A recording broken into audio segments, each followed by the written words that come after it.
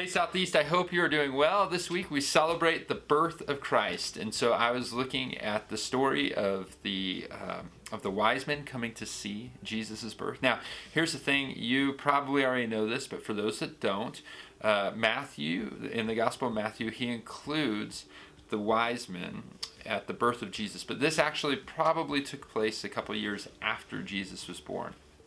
But starting in chapter 2, verse 1, here's what it says. Now after Jesus was born in Bethlehem of Judea, in the days of Herod the king, behold, wise men from the east came to Jerusalem, saying, Where is he who has been born King of the Jews? For we saw his star when it rose and have come to worship him. You know, one of the things that has always captured my attention with this part of the narrative is that wise men who are not Jewish were looking for the king. They were looking for this person. And the people that knew, the religious leaders, they weren't looking for him. But they knew where he was. And it's just a reminder to me that, one, the gospel is for everybody. It doesn't matter your background, your ethnicity, your financial status. Like, the gospel is for everyone. That's one of the pictures that we have of the wise men, foreigners coming to worship this king. The other thing, though, is that you and I need to be intentional about looking for Jesus. It doesn't happen just naturally. Like, you and I have to be intentional about it. So through all the craziness, all the busyness of the schedule, you and I need to take time to worship Jesus, to stop, to pause, to seek him. But here's a few principles. So the wise men arrive in Jerusalem, and they're told where the baby is. They go see the baby. And then starting in verse 10, let me give you 4 principles that will hopefully be encouraging on your journey with Jesus as you're seeking Jesus. Here's the first one.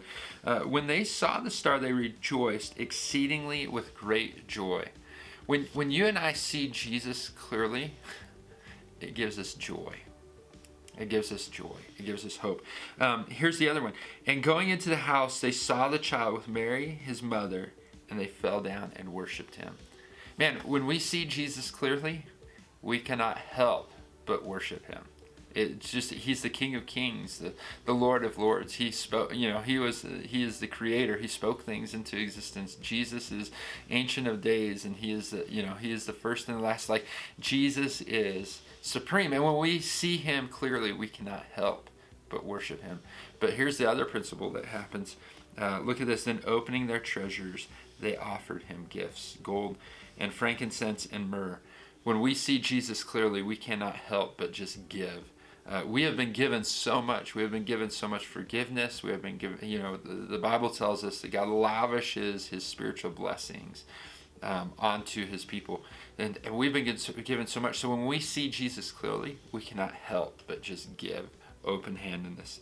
And then 12, and says this, and being warned in a dream not to return to Herod, they departed to their own country by another way. You see, people come and they find Jesus and they never go back to the same way. It just doesn't happen. When you have surrendered your life to Christ, you are different. The Bible tells you, you and me, that when we surrender our lives to Christ, we are a new creation in Christ. We're not the same. The old is gone and the new is coming. And that's encouraging. So that's it. When we see Jesus clearly, we have joy. We worship him. We offer our lives to him. And we never go back a different way. Hey, I am so excited. Southeast, Christmas Eve is coming. It's one of my favorite days of the year. And this year, Christmas Eve falls on a Sunday. So we are going to have a family-style worship in the morning at 10:30.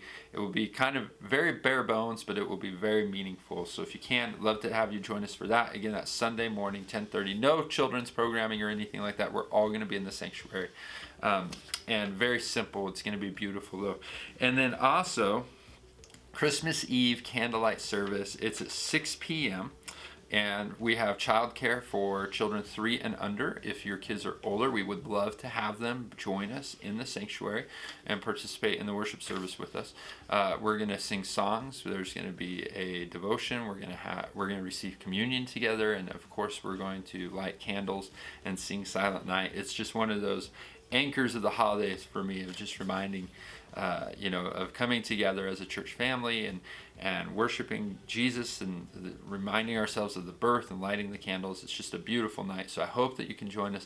This is a great time if you are new to Southeast to come and join us. If you have been wanting to invite somebody, invite them to come with you.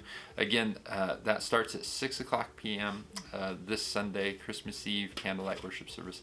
Southeast, I love you. I hope you have a wonderful, wonderful week. And I just encourage you to be like the wise men and seek Jesus.